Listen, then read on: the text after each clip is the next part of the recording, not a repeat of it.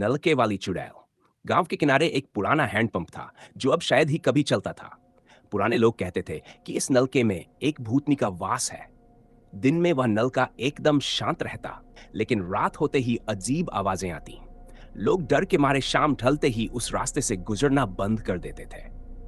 गांव के बड़े बुजुर्गों ने बताया था कि कई साल पहले एक औरत की इसी नलके के पास रहस्यमय तरीके से मौत हो गई थी। कहते हैं कि वह औरत पानी भरने आई थी, लेकिन किसी ने उसे जिंदा देखा नहीं। तभी से उसकी आत्मा उसी नलके के पास रहती है और जो भी रात में वहां से पानी भरने जाता है उसे पकड़ लेती है। एक रात गांव का एक नौजवान जिसका नाम रवि था, उसने इन कहानियों को महज एक वहम मानकर नलके के पास जाने का फैसला किया।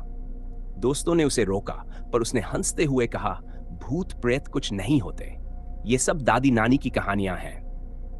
रात के अंधेरे में जब रवि नलके के पास पहुंचा तो चारों तरफ सन्नाटा था। हवा में अजीब सी ठंडक थी। उसने नल का चलाया और पानी निकालने लगा। अचानक उसे लगा कि उसके पीछे कोई खड़ा है।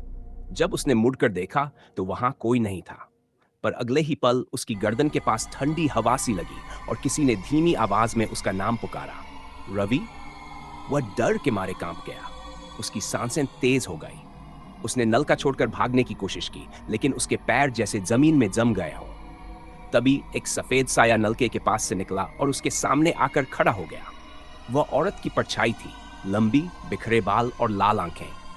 तुमने मेरी नींद क्यों तोड़ी? उस परछाई ने पूछा। रवि को मानो उसकी आवाज ने जकड़ लिया हो। वह कुछ भी नहीं बोल पाया। उस परछाई ने आगे बढ़ते हुए कहा, अब तुम्हें भी मेरे साथ रहना होगा, हमेशा के लिए। रवि जोर से चीखा और बेहोश होकर गिर पड़ा। अगली सुबह गांव वालों ने उसे नलके के पास पड़ा हुआ पाया, पर वह अब कुछ बोलने की हालत में नहीं था।